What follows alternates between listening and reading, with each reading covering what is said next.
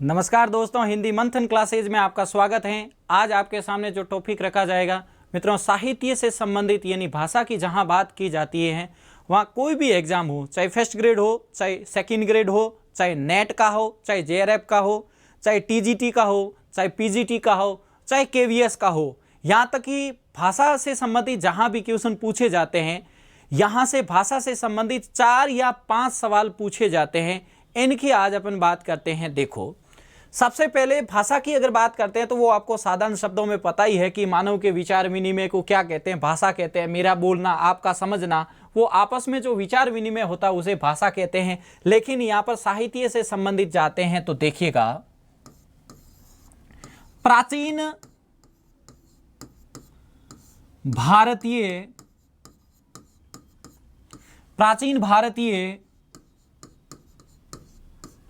आर्य भाषाएं,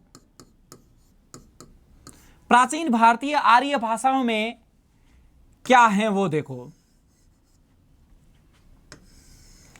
आपको पता होना चाहिए प्राचीन भारतीय आर्य भाषाओं के अंदर एक तो वैदिक संस्कृत है और एक आपके हैं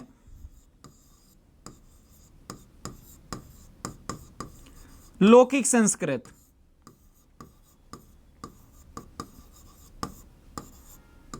वैदिक संस्कृत और लौकिक संस्कृत। वैदिक संस्कृत में जाते हैं तो समय पता होना चाहिए कि समय कहां से शुरू हुआ। तो 1500 ईसा पूर्व से जो समय चला था वो चला था 1000 ईसा पूर्व तक। ये तो चला था वैदिक संस्कृत में। लौकिक संस्कृत में चला था आपके 1000 ईसा पूर्व से समय चला था आपके 500 ईसा पूर्व तक। कुल मिलाकर मैं यूं कहूं कि प्राचीन भारतीय आर्य भाषाएं थी आपके 1500 ईसा पूर्व से 500 ईसा पूर्व तक। आपको यह पता होना चाहिए ईसा पूर्व क्या है, ईसवी क्या है। 0 से जो पहले हैं वो तो है आपके ईसा पूर्व, और 0 के जो बाद में है वो है आपके ईसवी। इसके बारे में भी आपको पता होना चाहिए। वैदिक संस्कृत, अगर वैदिक संस्कृत की बात की जाती है तो सीधी बात है जहां पर वेदों की बात होगी। वेदों के साथ यहां पर ब्राह्मण ग्रंथ भी लिखे गए, ब्राह्मण ग्रंथ के साथ में उपनिषद भी लिखे गए। उपनिषद आपको पता होना चाहिए, शब्द शुद्धि में गलत हो जाता है, व्यंजन संधि का उदाहरण भी है उपनिषद। उपनिषद शब्द होता है और व्यंजन संधि का उदाहरण है। वैदिक में जो मूल शब्द हैं वो वेद हैं, वेद से वैदिक बना है। जहां पर इक है तो आई है, इक है तो औ है, इक है तो आ है, ऐसे आप शब्द शुद्धि कर सकते हो।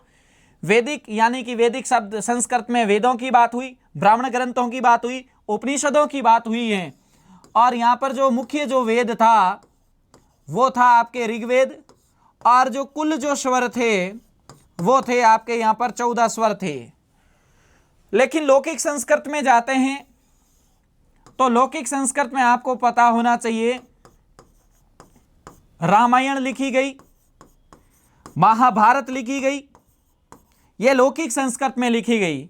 आपको पता होना चाहिए लौकिक संस्कृत में जो शब्दों की जो प्रधानता थी वो तत्सम प्रधानता थी, और जहां पर तत्सम प्रधान होते हैं वहां पर जो भाषा की जो शैली होती है वो संयोगात्मकता होती है, यानी कि संयोगात्मकता शैली है भाषा की। आपको यह भी पता होना चाहिए वैदिक संस्कृत 1500 ईसा पूर्व से 1000 ईसा पूर्व तक चली थी, जिसमें वेद है, ब्राह्मण ग्रंथ हैं, उपनिषद है। वेदों में भी मुख्य वेद ऋग्वेद है और कुल स्वर 14 है। लौकिक संस्कृत में जिसमें रामायण है, महाभारत है, तत्सम प्रधानता है शब्दों की और संयोगात्मकता है। मैं मुख्य रूप से अगर अंतर की बात करता हूं तो आपको अंतर तो पता ही होना चाहिए कि भाई आखिर वैदिक संस्कृत और लौकिक संस्कृत में अंतर क्या है। वैदिक संस्कृत शुद्ध पंडितों की भाषा थी, लौकिक संस्कृत शुद्ध पंडितों की भाषा होने के साथ साथ आम बोलचाल की भाषा भी बनी है, इसलिए इसे लौकिक संस्कृत कहते हैं। सवाल गलत मत करना, ध्यान रखना गलती हो जाती है। समय आपको पता होना चाहिए, बात किसकी की गई ये भी आपको पता होना चाहिए। प्राचीन भारतीय आर्य भाषाओं के अंदर वैदिक संस्कृत और लौकिक संस्कृत। उसके बाद में देखो, उसके बाद में 2 नंबर पर हैं आपके मध्यकालीन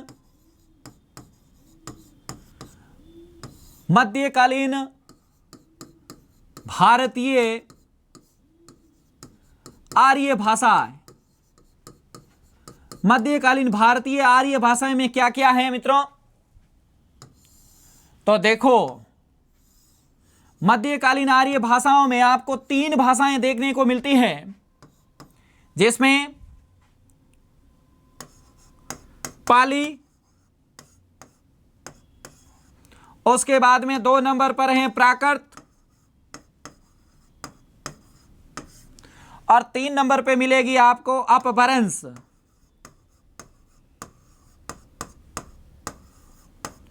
तीन नंबर पे जो भाषा मिलती है वो क्या मिलती है? अपभ्रंश। पाली, प्राकृत, अपभ्रंश। मध्यकाल में 3 भाषाएं आई थी, पाली, प्राकृत, अपभ्रंश। अब देखो, पाली का क्या समय है, प्राकृत का क्या समय है, अपभ्रंश का क्या समय है, उसकी बात करते हैं। पाली आई थी आपके, वो आई थी आपके 500 ईसा पूर्व से, ध्यान रखना गलती मत करना, 500 ईसा पूर्व से ईसवी तक, यानी यहां से 0 स्टार्ट हो चुका, आगे आ चुकी है भाषा। ये पाली की बात है, ध्यान रखना है। प्राकृत की बात करते हैं तो ये देखो, ईसवी से 500 ईसवी तक, ये यहां पर कौन सी आई? प्राकृत आई। अपभ्रंश की बात करते हैं तो 500 ईसवी से 1000 ईसवी तक, यहां पर कौन सी भाषा आई? अपभ्रंश। हालांकि अपभ्रंश बाद में भी चली थी, लेकिन एक पढ़ने के हिसाब से निश्चित समय देना जरूरी होता है, थोड़ा सा आपको पता होना चाहिए। पाली 500 ईसा पूर्व से ईसवी तक चली, प्राकृत ईसवी से 500 ईसवी तक चली, अपभ्रंश 500 ईसवी से 1000 ईसवी तक चली थी। पाली की बात करते हैं पहली बात तो आपको यह भी पता होना चाहिए, ये पाली और इस पाली में अंतर तो पता होना चाहिए, युग्म शब्द बन जाता है। ये पाली जिला है, ई की मात्रा बड़ी है, यहां पर ई की मात्रा छोटी है, ये भाषा से संबंधित है। पाली को ध्यान रखना है, यानी पाली में किसका साहित्य लिखा गया? पाली में मित्रों बोधों का साहित्य लिखा गया। किसका साहित्य लिखा गया? बोधों का साहित्य लिखा गया, जहां पर अभिधम पिटक की बात की जाती है, सुक्त पिटक की बात की जाती है, विनय धम पिटक की बात की जाती है। तो पाली का समय 500 ईस्वी से 500 ईसा पूर्व से ईस्वी तक। प्राकृत की बात की जाती है तो प्राकृत में पहली बात तो आपको यह पता होना चाहिए, देखो जैनों का जो साहित्य लिखा गया वो किस में लिखा गया? प्राकृत में लिखा गया। उसके बाद में आपको पता होना चाहिए, प्राकृत में एक व्याकरण ग्रंथ लिखा गया। जिस समय प्राकृत चल रही थी उस समय एक व्याकरण ग्रंथ लिखा गया।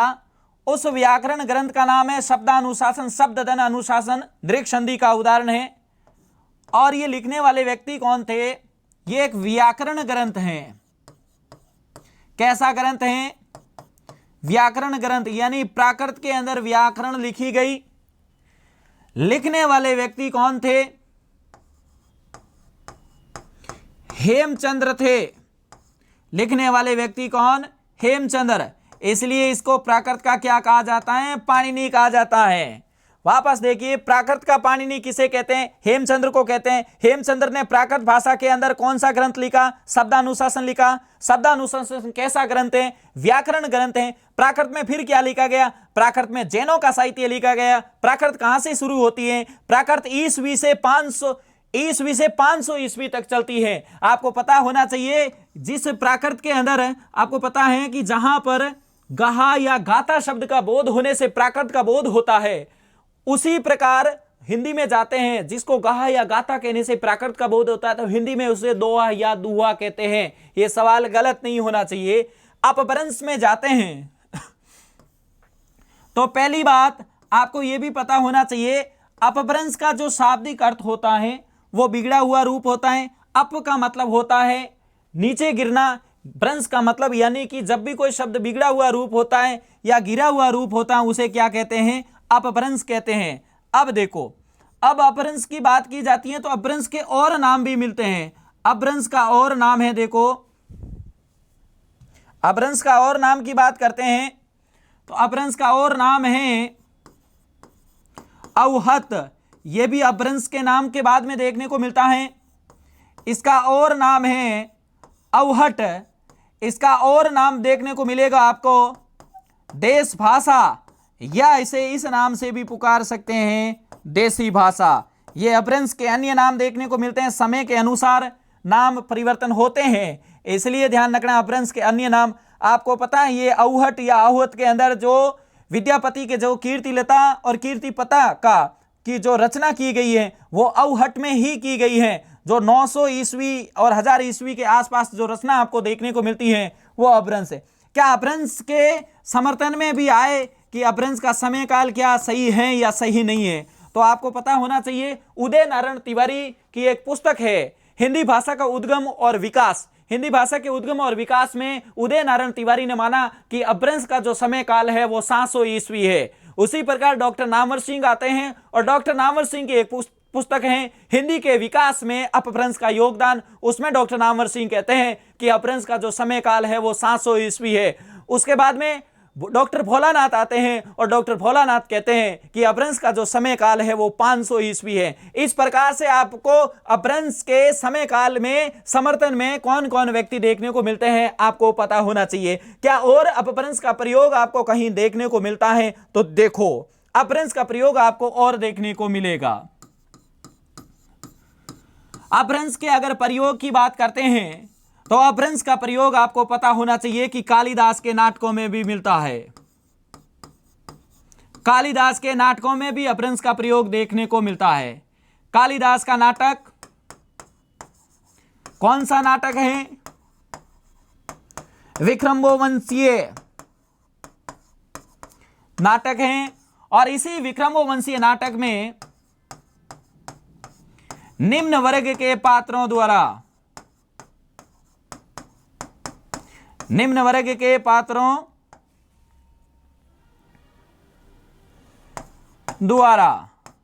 किसका प्रयोग देखने को मिलता है? अपभ्रंश का। और कहां मिलता है अपभ्रंश का प्रयोग देखने को? और मिलता है आपके काव्य शास्त्र के अंदर। अपभ्रंश का प्रयोग और कहां देखने को मिलता है? काव्य शास्त्र में। और काव्य शास्त्र में किस शताब्दी में मिलता है? 6ठी शताब्दी में मिलता है। और 6ठी शताब्दी में कौन आते हैं? भामा आते हैं 6ठी शताब्दी में। और इस भामा का एक ग्रंथ है काव्य अलंकार, इसलिए भामा को अलंकारवादी कहते हैं। इस अलंकार काव्य अलंकार के अंदर भी भामा ने इस अपभ्रंश का प्रयोग किया है। कब किया? 6ठी शताब्दी। आपको पता होना चाहिए काव्य शास्त्र के अंदर भामा का जो समय माना गया है वो 6ठी शताब्दी माना गया। और भामा का एक जो मुख्य ग्रंथ माना गया वो काव्य अलंकार ग्रंथ माना गया। इसी काव्य अलंकार ग्रंथ की वजह से भामा को हिंदी काव्य शास्त्र में अलंकारवादी के रूप में पुकारते हैं। तो अपभ्रंश का प्रयोग आपको कालिदास के नाटकों में भी देखने को मिलता है, काव्य शास्त्र में भामा के ग्रंथ में भी देखने को मिलता है। यहां पर अब देखो किस प्रकार से अपभ्रंश से हिंदी का विकास हुआ है, किस प्रकार से भाषा अपने क्रमिक विकास में धीरे धीरे चल रही है। और ये सवाल कई बार NET, JRF first grade, second grade, KVS, UP, TGT, PGT के अंदर भी देखने को मिलता है। क्रम के विकास में जाते हैं तो आपको पता तो होना चाहिए कि सबसे जो पहले जो भाषा चल रही थी वो चल रही थी आपकी संस्कृत। संस्कृत के बाद में आपके आई थी पाली, पाली के बाद में आई थी आपके प्राकृत, प्राकृत के बाद में आई थी आपके अपभ्रंश, और अपभ्रंश के बाद में आई थी, वो आई थी आपके हिंदी। आपको यह भी पता होना चाहिए हिंदी जो शब्द हैं वो ईरानियों की देन है, और इसीलिए हिंदी किस भाषा का शब्द बन गया है? फारसी भाषा का शब्द बन गया है। यह गलत नहीं होना चाहिए हिंदी। वैसे अपभ्रंश से शोरसेनी अपभ्रंश आई थी और शोरसेनी अपभ्रंश के बाद में हिंदी आई थी, लेकिन एक भाषा का क्रम कई बार पूछ लिया जाता है, सवाल को उल्टा पलट करके गलत करवा दिया जाता है। आपको यह भी पता होना चाहिए इसके अंदर जो संस्कृत हैं, जो पाली हैं, जो प्राकृत हैं, ये जो तीनों ही भाषाएं हैं, ये जो तीनों ही भाषाएं हैं, ध्यान रखना है, इन भाषाओं का जो रूप आपको देखने को मिलेगा वो मिलेगा, ध्यान रखना, संयोगात्मकता। संयोगात्मकता का मतलब क्या है? ध्यान रखना है, जहां पर संज्ञा और क्रिया, ये जो संज्ञा और जो क्रिया है, इन दोनों का जो रूप है वो एक है, वो तो है, ध्यान रखना, संयोगात्मकता। संस्कृत, पाली, प्राकृत की जो भाषा की जो विशेषता है संयोगात्मकता है। संयोगात्मकता का मतलब होता है जहां संज्ञा और क्रिया का जो रूप है वो एक है, संयोग है मतलब योग है, मतलब जुड़ी हुई है, ध्यान रखना है। क्रिया और संज्ञा दोनों यहां पर एक साथ जुड़ी हुई है, ध्यान रखना है। लेकिन हिंदी में जाते हैं तो हिंदी में आपको पता होना चाहिए जो भाषा का जो रूप मिलता है पूर्ण रूप से जो देखने को मिलेगा वो मिलेगा आपको वियोगात्मकता। आपको पता होना चाहिए वियोगात्मकता का मतलब क्या है।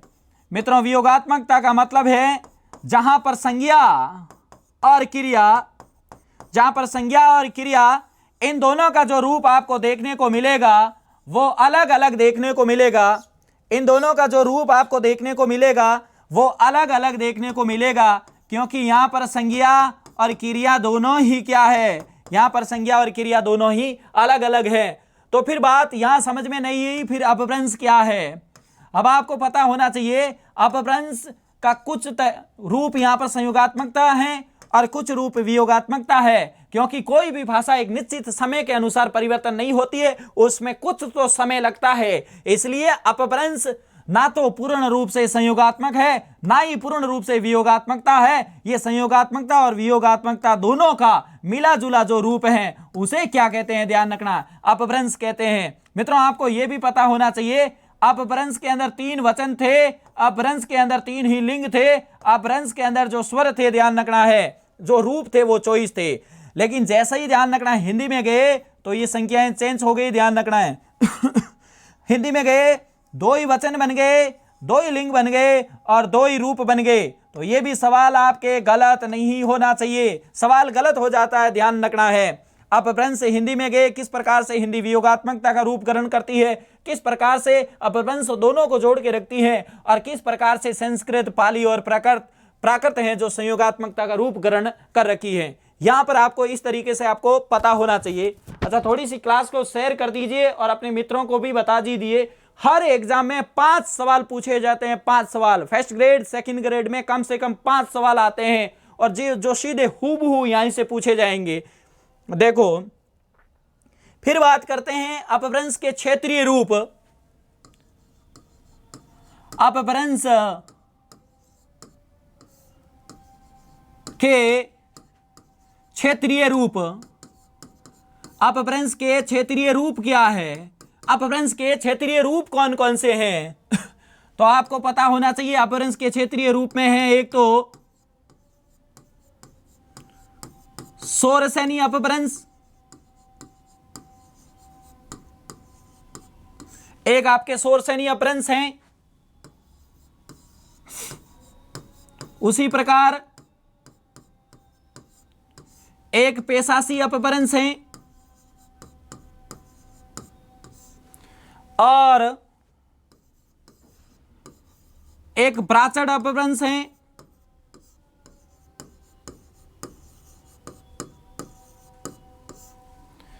और एक है आपके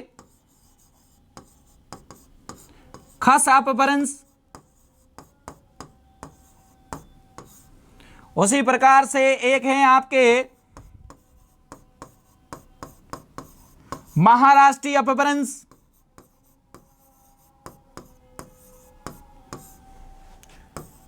एक है आपके अर्धमागधी अपभ्रंश,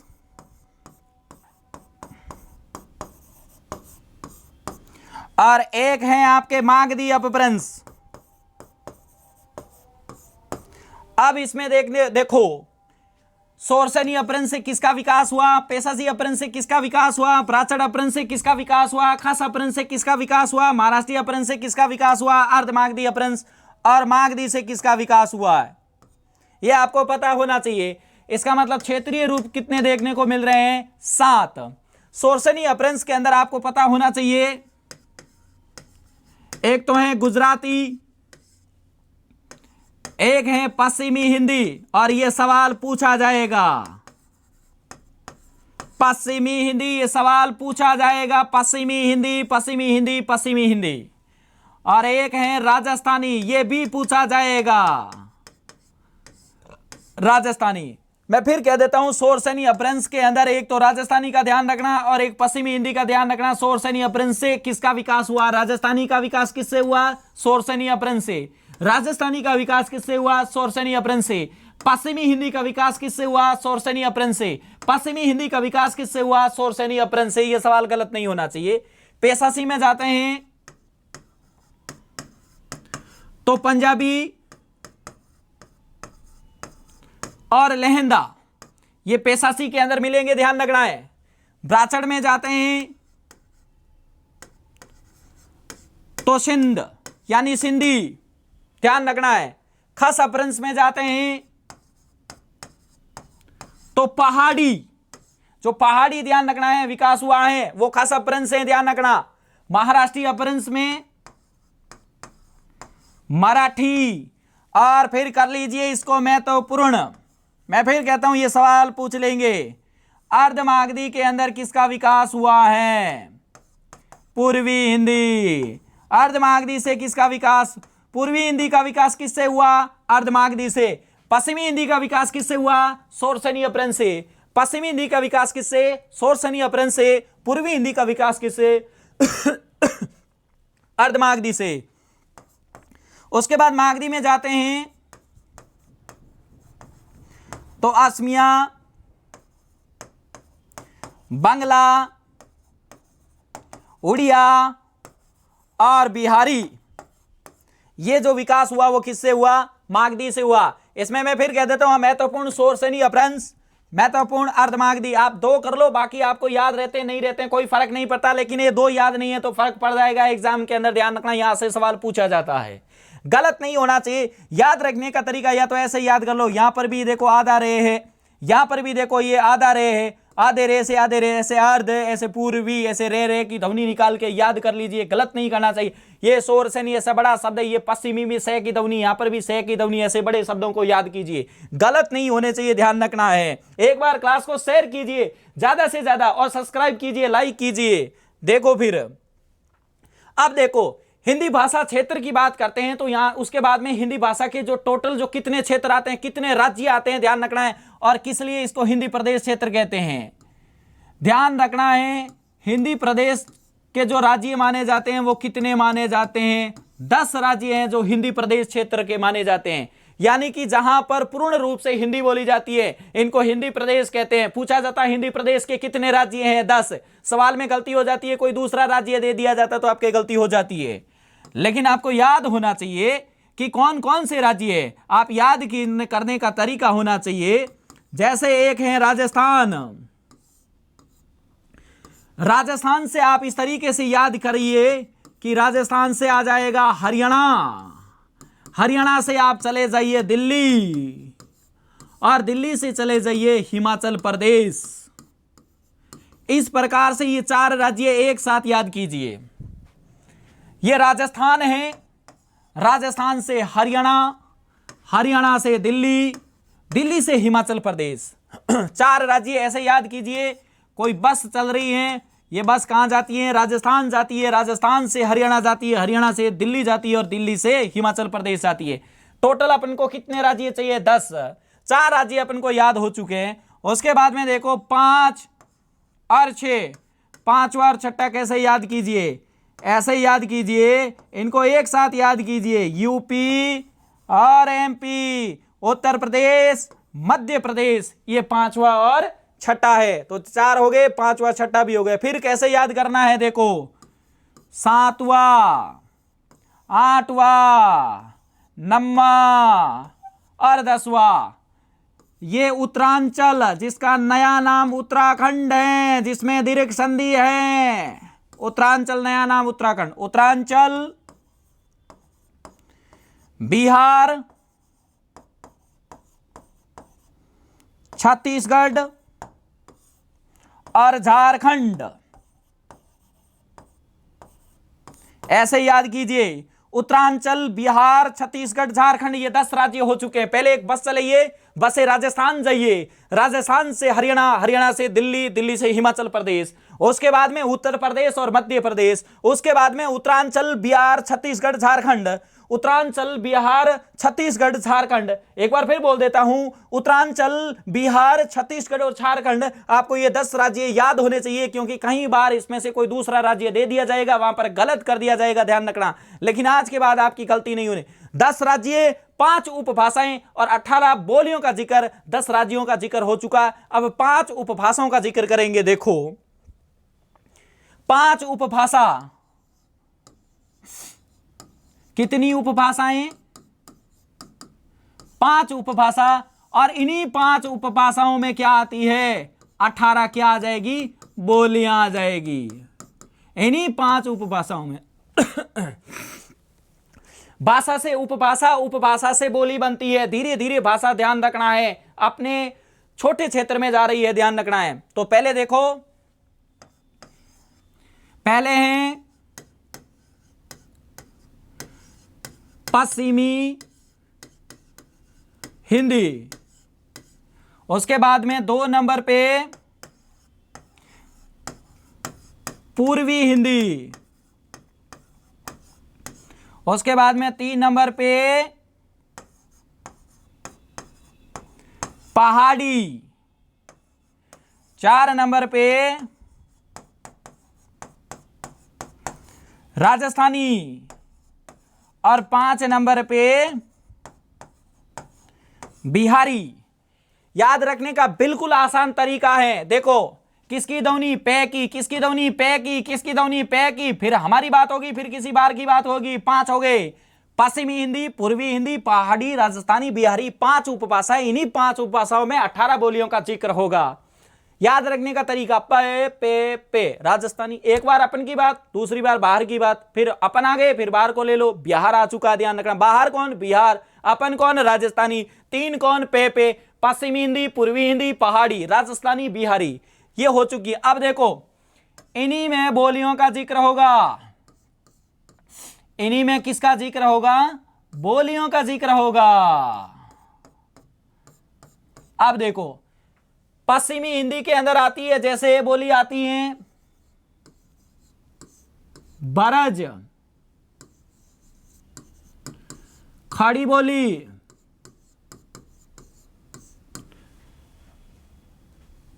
बुंदेली, बरज में खड़ी बूंदे पहने हरी कन्नो, ऐसे याद रख सकते हो। हरियाणवी और कन्नौजी। ये सवाल गलत नहीं होना चाहिए। हर एग्जाम में यहां से सवाल पूछा जाता है, यहां से, यहां से, यहां से, यहां से। पश्चिमी हिंदी गलत मत करना, यहां से सवाल पूछा जाता है। याद रखने का तरीका ऐसे रख दो, बरज में खड़ी बूंदे हरी पहने कन्नो, बरज में खड़ी बूंदे हरी पहने कन्नो, बरज में खड़ी बूंदे हरी पहने कन्नो, बरज में खड़ी बूंदे हरी पहने कन्नो। ऐसे करोगे तो आपको ये 5 बोली याद हो जाएगी। ये कितनी बोलियां आ चुकी है? ध्यान रखना, 5 बोली आ चुकी है। ब्रज, खड़ी बोली, बुंदेली, हरियाणवी, कन्नौजी। आपको ये पता होना चाहिए। अच्छा, ये सवाल पूछा जाता है, पश्चिमी हिंदी की जो मुख्य बोली है वो कौन सी है? ध्यान रखना, खड़ी बोली है, ध्यान रखना। खड़ी बोली को कोरवी भी कहते हैं, ध्यान रखना है। खड़ी बोली को कोरवी भी कहते हैं। कौरव यानी कौरव पांडव, इससे ध्यान रखना, कौरव से कोरवी बन गई, ध्यान रखना। हरियाणवी को ध्यान रखना, मांगरू भी कहते हैं, ध्यान रखना है। बुंदेली बुंदेल क्षेत्र में बोली जाती है, झांसी वाली रानी थी, ध्यान रखना, आपको पता होना चाहिए। ब्रज कृष्ण का जो क्षेत्र है, आगरा, मथुरा, मीठी बोली मानी जाती है, ध्यान रखना। राजस्थान के अलवर, भरतपुर, धौलपुर, करौली और डांग क्षेत्र, और राजस्थान से आगरा और मथुरा नजदीक में जो क्षेत्र हैं वो इधर के भी लिए, इधर के भी लिए लिया, ध्यान रखना। ब्रज क्षेत्र भी आपको पता होना चाहिए। पूर्व के अंदर जाते हैं, यहां तो बिल्कुल इजी है, ध्यान रखना, ऐसे याद कीजिए। ए बी सी तीनों ही आ जाएगी, ध्यान रखना है। यानी अवधि,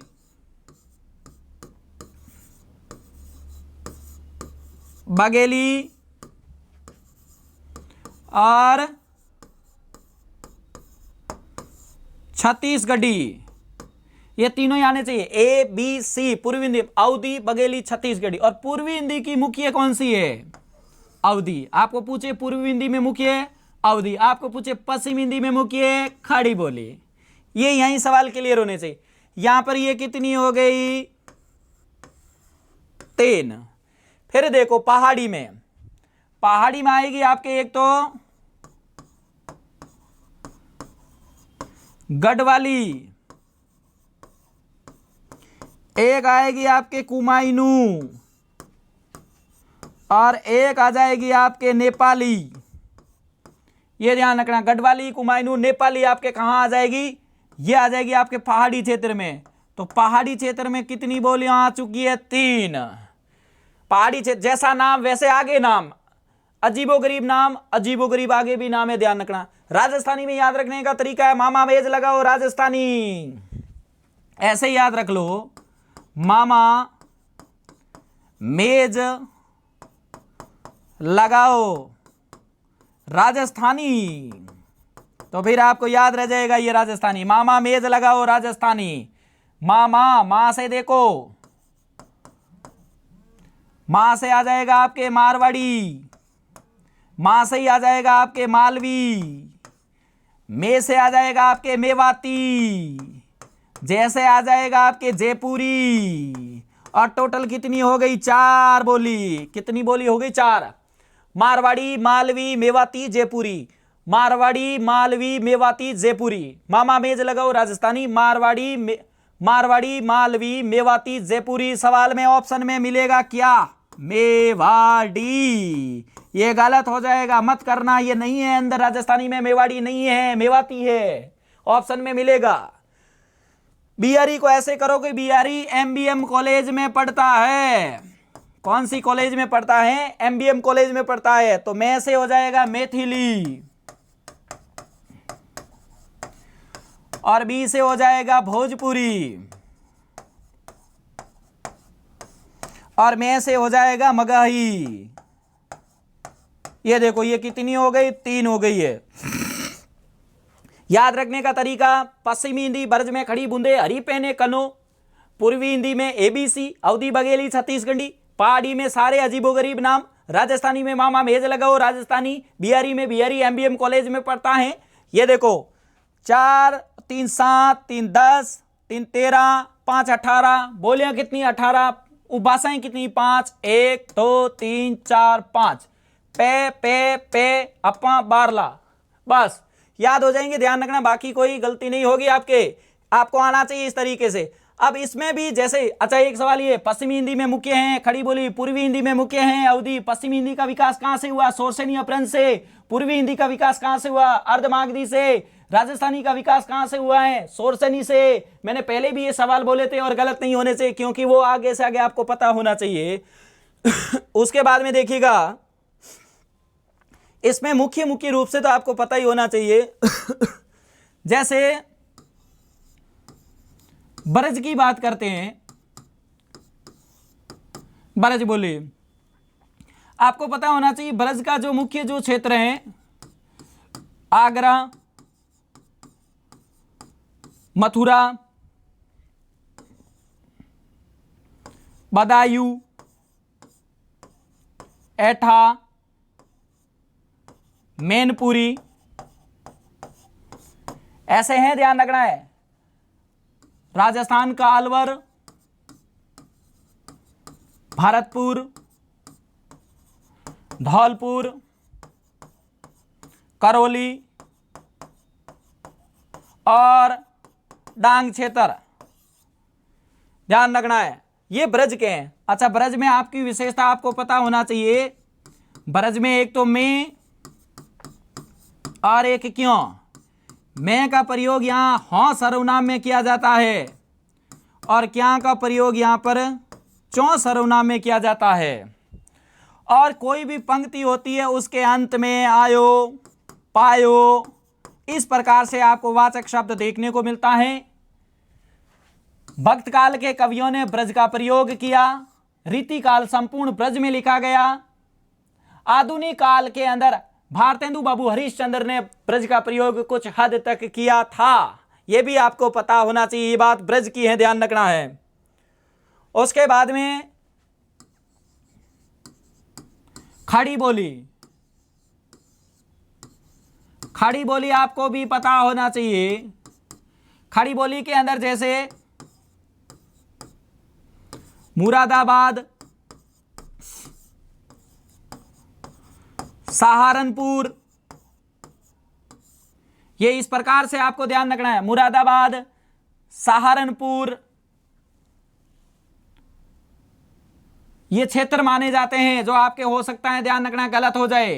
दूसरी बात, खड़ी बोली के अंदर एक झांसी भी है, थोड़ा सा ध्यान रखना, बुंदेली भी है, ध्यान रखना है। हाँ, खड़ी बोली को अच्छा कोरवी कहते हैं, कोरव क्षेत्र के आसपास थी इसलिए ध्यान रखना, खड़ी बोली को कोरवी कहते हैं।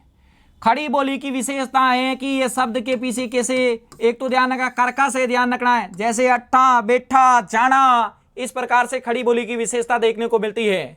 खड़ी बोली यह सवाल वेरी फेमस है कि मानक हिंदी का विकास किससे हुआ है।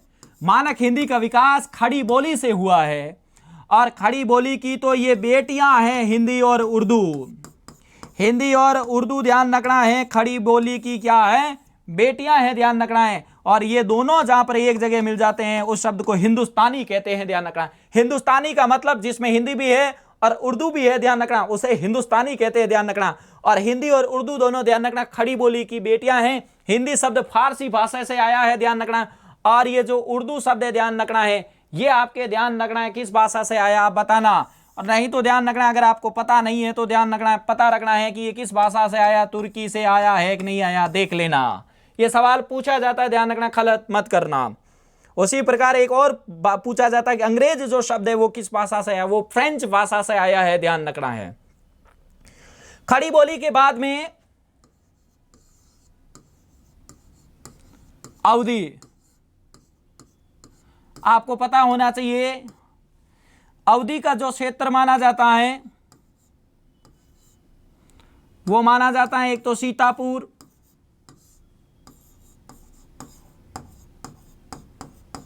सुल्तानपुर, लखनऊ, प्रतापगढ़, और हैं बाराबंकी, फैजाबाद, ये अवधि के हैं, ध्यान रखना है। ये भी आप गलत मत करना। अवधि की विशेषता क्या है, ये आई को किस रूप में लिखते हैं और आउ को किस रूप में लिखते हैं। ये आई को ध्यान रखना इस रूप में लिखते हैं और आउ को ये इस रूप में लिखते हैं, ये भी आपको पता होना चाहिए। ये अवधि की बात की जाती है। अब आपको पता होना चाहिए अवधि का प्रयोग किसने किया है। अवधि के प्रयोग की बात करते हैं तो अवधि का प्रयोग सबसे पहले सूफी कवियों ने किया है और उसके बाद में राम भक्त कवियों ने किया है। अवधि का प्रयोग सबसे पहले सूफी कवियों ने किया, उसके बाद राम भक्त कवियों ने किया। सूफी कवियों में भी आप जाते हो तो मुल्ला दाऊद, और मुल्ला दाऊद की एक रचना है चंदायन, जिसका समय है 1379। मुल्ला दाऊद के बाद में ईश्वरदास, ईश्वरदास ने एक लिखी थी सत्यवती कथा, जिसका समय है 1501। आपको पता होना चाहिए ईश्वरदास इधर भी आए थे, लेकिन राम भक्त कवियों में ईश्वरदास ने भरत मिलाप लिखी थी। दोनों और ध्यान रखना है, गलत मत करना। उसके बाद में शेख कुतुबन आते हैं और शेख कुतुबन की जो रचना है वो है मृगावती 1503। उसके बाद में से कुतुबन के बाद में जायसी ने लिखा था पद्मावत, और पद्मावत का जो समय है वो है 1540। और इसी पद्मावत के बाद में मंजन, जिसने मधुमालती लिखा था, और इसका जो समय है वो है 1545। उसके बाद आते हैं उस्मान, जिसने चित्रावली लिखी थी 1613 में। उसके बाद में ध्यान रखना है नूरजहाँ आते हैं, जिसने अनुराग बांसुरी लिखी थी। इस प्रकार से ये सूफी कवि थे जिसने, ध्यान रखना है, अवधी भाषा का प्रयोग किया था। राम भक्त के अंदर आपको पता होना चाहिए, रामचरितमानस लिखी थी तुलसीदास जी ने, ये आपको थोड़ा सा पता होना चाहिए, ध्यान रखना है। रामचरितमानस तुलसीदास जी ने लिखी थी। ईश्वरदास यहाँ पर आए थे जिन्होंने भरत मिलाप लिखी थी। हृदय राम आए थे, ध्यान रखना है, यहाँ पर जिन्होंने हनुमान नाटक लिखा था, ध्यान रखना है। उसी प्रकार यहाँ पर लाल दास आए थे जिन्होंने अवध विलास लिखा था, ध्यान रखना। उसी प्रकार यहाँ पर माधव दास आए थे जिन्होंने राम रासो लिखा था। तो इस प्रकार से राम भक्त कवियों ने भी अवधि का प्रयोग किया है और सूफी कवियों ने भी अवधि का प्रयोग किया है, आपको यह भी पता होना चाहिए। अब उसके बाद में बात करते हैं, ये तो ध्यान रखना है कि किस प्रकार से मुख्य जो अवधि थी आपके खड़ी बोली थी, ब्रज थी, उनकी बात हुई थी। अब संविधान के संदर्भ में हिंदी की भाषा का कहाँ योगदान है और क्या योगदान है, उनकी बात भी आज ही कर लेते हैं मित्रों। देखो, सबसे पहले तो यही सवाल पूछा जाता है कि संविधान में जो हिंदी का जो रोल है वो राजभाषा के रूप में है या राष्ट्रभाषा के रूप में है। आपको पता होना चाहिए संविधान में हिंदी राष्ट्रभाषा नहीं है। संविधान में जो उल्लेख है वो राजभाषा के रूप में है, और राजभाषा के रूप में इसको उल्लेख मिलता है वो कब मिलता है? 14 सितंबर 1949 को मिलता है। इसलिए आपको पता होना चाहिए 14 सितंबर को कौन सा दिवस मनाया जाता है। हिंदी जो दिवस मनाया जाता है वो कब मनाया जाता है मित्रों? 14 सितंबर को मनाया जाता है। ये सवाल आना चाहिए। संविधान के संदर्भ में हिंदी का जो योगदान है वो राजभाषा के रूप में है। 14 सितंबर 1949 हिंदी दिवस। उसके बाद में आपको पता होना चाहिए कि इसमें कितने अनुच्छेद चले थे। एक सवाल ये पूछा जा सकता है। दूसरा सवाल, इसमें कितने भाग थे, यानी किस भाग में है और किस अध्याय में है। तो आपको पता होना चाहिए हिंदी चली थी आपके 343 से 351 तक। भाग आपके थे जो थे 17 और अध्याय आपका 1। अब जिक्र करते हैं 343 से 351। ध्यान रखना है संविधान आपके 26 जनवरी 1950 को लागू होता है। तो यहां पर बात करते हैं 343 से 351। देखो, अब देखिएगा, अब बात करते हैं 343 कि 343 में किसका जिक्र किया गया है। मित्रों, आपको पता होना चाहिए 343 के अंदर 3 बातों का जिक्र किया गया है। कितनी बातों का जिक्र हुआ? 343 में 3 बातें। याद रखने का तरीका 343 3 का मतलब है यहां पर भाषा की बात की गई, यहां पर लिपि की बात की गई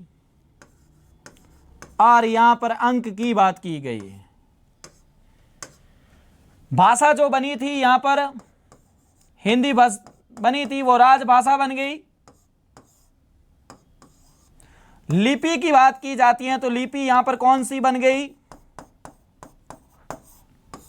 देवनागरी बन गई।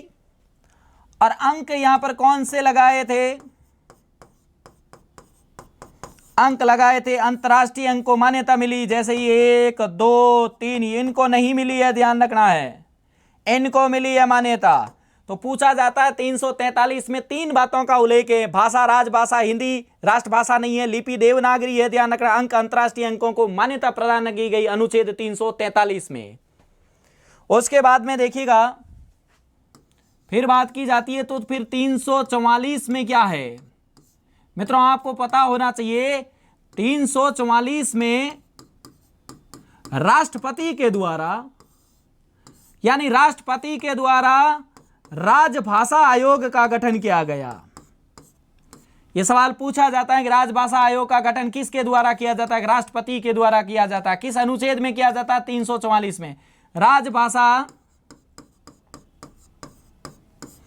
आयोग का गठन किया गया। और राजभाषा आयोग का गठन कब किया गया?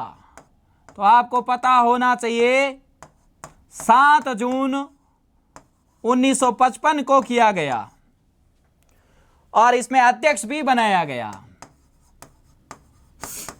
अध्यक्ष किसको बनाया? बाल गंगाधर खेर को बनाया गया। तो 344 में राष्ट्रपति के द्वारा राजभाषा आयोग का गठन किया जाता है। राजभाषा आयोग का गठन 7 जून 1955 में हुआ और उस समय अध्यक्ष किसको बनाया? बाल गंगाधर खेर बनाया। ध्यान रखना, कई बार ऑप्शन में खर्रे खर्रे दे दिया जाता है, गलत हो जाएगा, ध्यान रखना, गलती नहीं करनी है। यह 344 की बात है। फिर 345, 346 और 347, इन तीनों के अंदर ही किसका जिक्र हुआ? प्रादेशिक भाषाओं का प्रावधान है। प्रावधान है यानी प्रदेश से संबंधित भाषाओं का प्रावधान किया गया। 345, 346, 347। याद रखने का तरीका, पै से प्रादेशिक ऐसे याद रह जाएगा। फिर आप कंटिन्यू कर देना 45, 46, 47। फिर देखो, फिर आता है 348 और 348 में क्या है? उच्चतम न्यायालय द्वारा भाषाओं का प्रावधान। उच्चतम न्यायालय द्वारा क्या बात की गई है? ऐसे याद रखने का तरीका 48 उच्चतम ऐसे याद रह जाएगा, 48 उच्चतम। फिर कहें 349, 349 में है विधिक नियम संबंधी प्रावधान। यह 349 में है, ध्यान रखना है। फिर देखिएगा 350 और 351 महत्वपूर्ण है। 350 और 351। 350 में ध्यान रखना है, एक तो है हिंदी का मातृभाषाओं यानी हिंदी का प्रचार या हिंदी का शिक्षण किस में होना चाहिए? मातृभाषा में होना चाहिए। मातृभाषा में ध्यान रखना है, हिंदी का शिक्षण होना चाहिए। यह किस में कहा गया? 350 में कहा गया। तो 351 में कहा गया कि हिंदी का प्रचार होना चाहिए और प्रसार होना चाहिए, ध्यान रखना है, वो भी मातृभाषा में होना चाहिए, ध्यान रखना। लेकिन शिक्षण होना चाहिए 350 मातृभाषा में, प्रचार और प्रसार होना चाहिए 351 में। तो आपको पता चल गया 343 में क्या है, 44 में क्या है, 45, 46, 47 में क्या, 48 में क्या, 49 और 50, 51 में क्या है। ये बातें संविधान से संबंधित हुई। यही बात कर लेते हैं नागरी लिपि का विकास। पहली बात तो है नागरी लिपि का विकास, ध्यान रखना है, ब्राह्मी लिपि से हुआ है। लेकिन यहां पर 3 बात कर लेते हैं, इसका ध्यान रखना है। व्यक्तिगत रूप से सुधार और संस्था के रूप में सुधार किसने किया? क्या इसमें संशोधन भी हुए या संशोधन करने के प्रयास किए गए, या फिर क्या इसकी संस्था बनी, कब बनी, कौन अध्यक्ष बने, कौन इसके साथी सदस्य रहे? सुधार की बात करते हैं तो व्यक्तिगत रूप से और संस्था के रूप में। व्यक्तिगत रूप से सुधार की बात करते हैं, वो करते हैं, ध्यान रखना है, गोविंद रानाडे। कौन करते हैं? गोविंद रानाडे। नागरी लिपि के विकास की व्यक्तिगत रूप से जो सुधार की बात करते हैं वो गोविंद रानाडे करते हैं, और संस्था के रूप में वो करते हैं तो वो पुणे संस्था है, ध्यान रखना। ये सुधार की बात, व्यक्तिगत रूप से सुधार की बात गोविंद रानाडे, संस्था के रूप में पुणे संस्था सुधार के रूप में बात करती है नागरी लिपि। संशोधन की बात करते हैं तो संशोधन में एक तो व्यक्ति आए थे आपके काका कालेकर, एक आए थे आपके श्याम सुंदर दास और एक आए थे आपके आचार्य नरेंद्र। काका कालेकर ने तो कहा है कि स्वरों की संख्या ही कम कर दो, जैसे ये ए है इसी पे आ चिपकाओ, इसी पे छोटी ई चिपकाओ, इसी से बड़ी ई चिपकाओ, इसी से छोटा हो, इसी से बड़ा हो, ऐसे स्वरों की संख्या कम हो जाएगी। ऐसा काका कालेकर सुधार की बात करते हैं, संशोधन की बात करते हैं, ध्यान रखना, सुधार वहां पर आ जाएगा, संशोधन यहाँ। श्याम सुंदर दास तो कहते हैं कि जैसे ये सुंदर लिखा हुआ है, यानी ये जो पंचमाक्षर है इसकी जगह अनुस्वार का प्रयोग होना चाहिए इस तरीके से, ऐसा श्याम सुंदर दास कहते हैं। और आचार्य नरेंद्र देव तो कहते हैं ना तो पंचमाक्षर होना चाहिए ना कोई अनुस्वार होना चाहिए, इसकी जगह तो कोई शून्य का प्रयोग होना चाहिए, ऐसा कहते हैं आचार्य नरेंद्र देव। संस्था के रूप में तो ध्यान रखना है, संस्था के रूप में आती है काशी नागरी प्रचारिणी सभा, जिसका विकास यानी जो संस्था बनी 1893 में बनी, कहाँ बनी, काशी में बनी, और जिसके अध्यक्ष कौन बने थे, जिसके अध्यक्ष बने थे मित्रों राधा कृष्ण दास। तो यहां पर आपके संविधान से संबंधित, नागरी लिपि से संबंधित, हिंदी भाषा का विकास, हिंदी की बोलियों, उसके उप क्षेत्र, हिंदी किस प्रकार से आपके एक पूर्ण रूप से विकास की ओर चलती है, ध्यान रखना है। भाषा हो, कोई भी भाषा होती है, ध्यान रखना, परिवर्तनशील होती है, समय के अनुसार उसमें कुछ ना कुछ परिवर्तन होता है। हिंदी की जब शिक्षण विधियों पढ़ते हैं वहां पर भी भाषा का उल्लेख किया जाता है पूर्ण रूप से, और वहां पर आपको पता भी होना चाहिए, क्योंकि हिंदी एक ऐसी भाषा है जो गणित के रूप में चलती है, जो अर्जित रूप में चलती है, ना कि जन्मजात के रूप में चलती है। तो ध्यान रखना है दोस्तों। नमस्कार, जय हिंद, जय भारत।